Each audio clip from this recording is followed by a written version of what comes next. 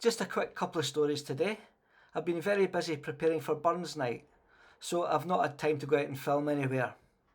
Today I've got two creepy stories involving Glasgow. I'm sorry about any noise in the background you might hear. It's blowing a gale outside, and the wind is blowing down the chimney. A young woman lived in Miller Street in Glasgow with her parents. She lay in bed, her body soaked in fever. Her father managed to get his daughter into hospital. Every visit brought grim news, as the doctors explained that this young woman's condition was worsening and there was very little hope of her recovering. Then one day in September 1847, the father received the news he'd been dreading. His daughter had died. Arrangements were made and she was interred in Sighthill Cemetery. 5 days later, the girl's mother was busy with her housework when the door slowly opened with a creak. As the mother looked round, she was horrified to see the pale and emaciated figure of the dead girl, who uttered in a weak voice one word: "Mother." The terrified mother cried out at the phantom, "You cannae get in here! You cannae get in here! Your father buried you last week." Then the poor woman fell into a faint. When she came round, her daughter was sitting on a chair in the house. The mother ran downstairs into her husband's workshop and excitedly said, "Oh, your daughter that you buried is sitting upstairs." At this, the elder man ran upstairs and entered the room, and saw his daughter sitting there pale and thin, but very much alive. He fell to his knees in shock. It transpired that as the daughter lay gravely ill in hospital, a woman in the next bed, with almost exactly the same name, had died. When the man turned up at the hospital and inquired about his daughter, he was informed that she had died. This was a case of mistaken identity. When the body was handed over to the family, it was wrapped in a shroud, and not wanting to disturb a disease-ridden corpse and risk infection, it was quickly buried without being properly identified.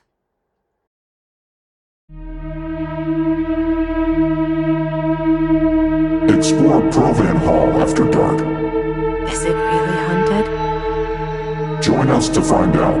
If you dare.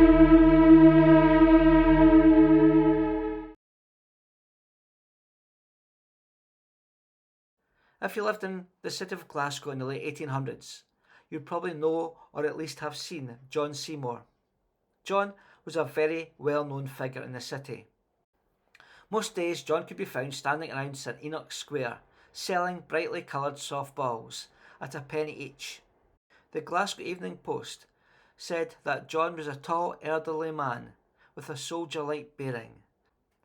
He had a happy face and a cheery voice, which could often attract the casual passer-by.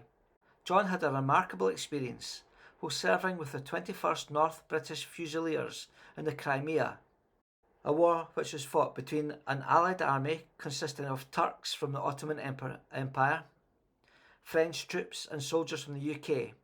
The war was fought between 1853 and 1856. John Seymour landed in the Crimea with an Allied invasion force in September 1854.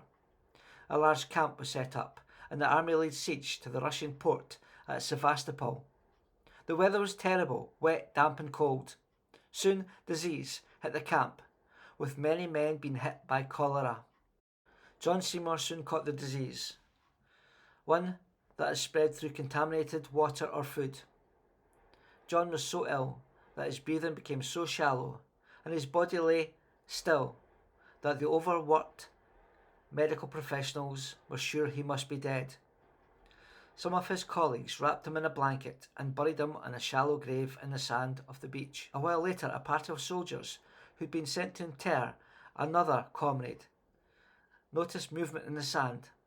They dug at the grave of John Seymour, and soon reaching the body, they noticed that he was still alive, with shallow breathing and a weak pulse. And by his buttons on the uniform, they could tell that he served in the 21st Regiment. They took him on board their ship in the bay. John lay unconscious for 3 days before recovering. He had no knowledge of being taken ill or saved from the grave. John recovered quickly, and just over a fortnight later, he returned to join his regiment. as he had been registered dead, he had to re-enlist in the army. If you've enjoyed this story, please like and subscribe. You might like to take one of our dark history tours, ghost tours, or paranormal investigations that are held in Perthshire, Glasgow and Stirling. If so, please visit our website, which is www.historyandhorrortours.com. Thank you.